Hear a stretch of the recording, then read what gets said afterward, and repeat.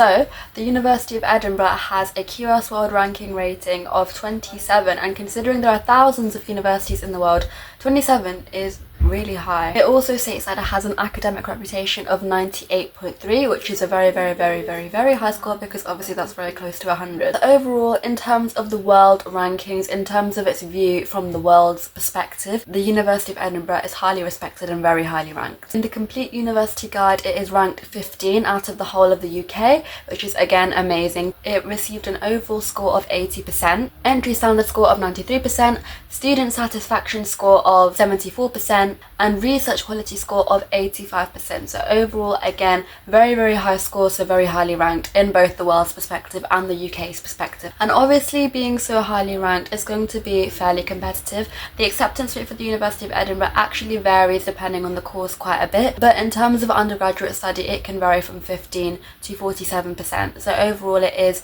one of the lower acceptance rates, and that was from a statistic from 2023, so not that long ago. So obviously, you would need good grades, a very good interview performance, and a good personal statement if you're viewing this from 2024. Obviously, if you're viewing this from later years, then the personal statement would have been scrapped by then, but if you're viewing it from 2024, you need a good personal statement. And if you're looking to get some help with your personal statement, I have made a guide which has all of the advice that I implemented, which got me into the University of Southampton, Portsmouth, Brighton, Sussex, and King's College London, so it does work. It has acronyms in there that helped you to structure your paragraphs, general guidelines of what to include, how to include, and how to structure your entire statement, example paragraphs from my personal statements, and general tips and tricks on how to make your personal statement the best it can be. So if you're interested, the link is in the description of this video, so go check it out.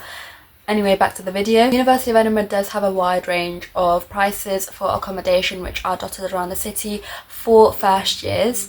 I'll get to the other years in a minute, but for first years there's a very wide range of prices for accommodation compared to other universities, which is very good, because if you're a brokey like me and you're on a budget, then you know you'd be able to hopefully access something that is suited and tailored to you. A reason for the wide range in prices may be because obviously the University of Edinburgh is quite an architectural old city, so a lot of the buildings, a lot of the accommodations that they have on offer for first years is quite old. Just bear that in mind. But yeah, there's a wide range of prices, so it is likely to be affordable if you're on a budget. If you're a second year, third year, fourth year, or fifth year, and so on, it may be difficult for you to find accommodation, because I've heard it's very competitive to find accommodation in the later years. The flat prices in Edinburgh is very high. It's a very expensive city to live in, and they're only increasing like as we speak. Bear in mind that the process of applying for accommodation in second, third and fourth year can be quite stressful because it's so competitive. So what you really need to do is just be really quick with it, with the process, to make sure that you can secure yourself a place, and otherwise just keep trying and hopefully something will pop up for you. Going back to what we said about Edinburgh being an expensive city to live in, the cost of living is very high because Edinburgh is a capital city, the capital city of Scotland.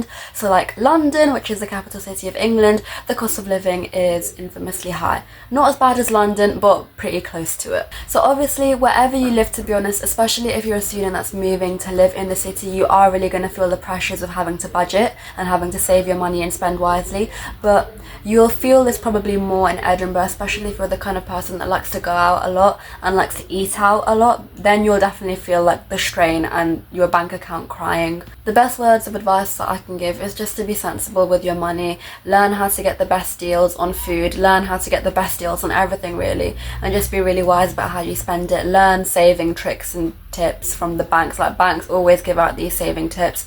Learn what you can do to save your money and, you know, live affordably as a student. In terms of the actual city of Edinburgh itself and what it has to offer, it has a very good bus system for transport, so the city is very interconnected, much like London. It has a place called Edinburgh Castle, which apparently you can see from anywhere in the city, which is lovely. It has lots of places to shop, lots of charity shops as well for students who are looking to live on a budget. There's also lots of beautiful nature places to relax and study and just in general enjoy the views. For example, Arthur's Seat, which is a very iconic place in Edinburgh, which is basically this big volcanic rock. You can just climb up it, and when you get to the top, the view is absolutely stunning. You can apparently see like the whole or most of the city, and it's just an amazing view. I've seen some of the photos from up there, it looks amazing. There's also lots of other nature places and hills. I've heard there's also a place called the Meadows, which is really nice to have a picnic and also to have like nature study sessions and stuff.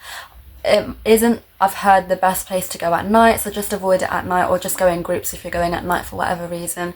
But yeah, during the day it's an absolutely lovely place to go and relax. Edinburgh also has a free National Museum and a free Scottish National Gallery. It also has lots of botanical gardens, so if you're a nature lover and you love art and history, Edinburgh is definitely a place to consider. Those of you who love the beach will be glad to know that Edinburgh actually has a sandy beach that's a 30-minute bus ride away from the city. So being such a big city, there is a lot of things to do. There's lots of beautiful architecture, so you kind of get the feeling that you'll never be bored. Like if you've ever been to London, or you live in London, or you know London, you'll know that London is huge. There's so much going on in London, and you kind of get the feeling that you'll never be bored because there's always something that you haven't tried or haven't been to yet.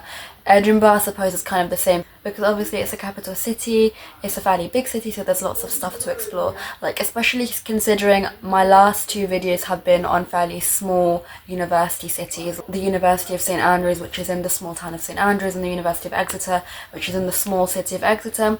University of Edinburgh is definitely a change, because Edinburgh is big. And if you like the bigger cities, if you like the feeling of having lots and lots of stuff to do, then the University of Edinburgh should definitely be on your list. Now let's get onto the sports clubs and the societies, which is arguably the most exciting part. It's the part that I most enjoy talking about, to be honest. I had a look at the range of sports clubs on offer in the University of Edinburgh, and I was pretty impressed, to say the least. So they have all the traditional sports like handball, baseball and basketball, hockey, ice hockey, all of that. They also have more of the unusual ones like lacrosse, fencing, curling, I think it's called, equestrian, archery, weightlifting, mountaineering. They have like a wide range of martial arts clubs, a wide range of water sports clubs, and my personal favourite, they have a parkour club, which I thought was insane. They also have 290 student-led societies, so there's pretty much something for everybody there. And yeah, before we finish the review, there is one last thing that I always like to include towards the very end, which is the weather.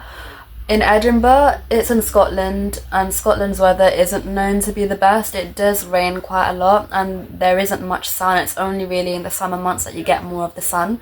So if you're like me and you can't stand gloomy weather, then Edinburgh might not be the one to consider. If you like the feel of Edinburgh because, you know, it's a big city and like there's lots of stuff to do, then you might want to consider a London university instead, because it very much mirrors Edinburgh in the fact that it has a lot of stuff to do and it has a crazy high cost of living.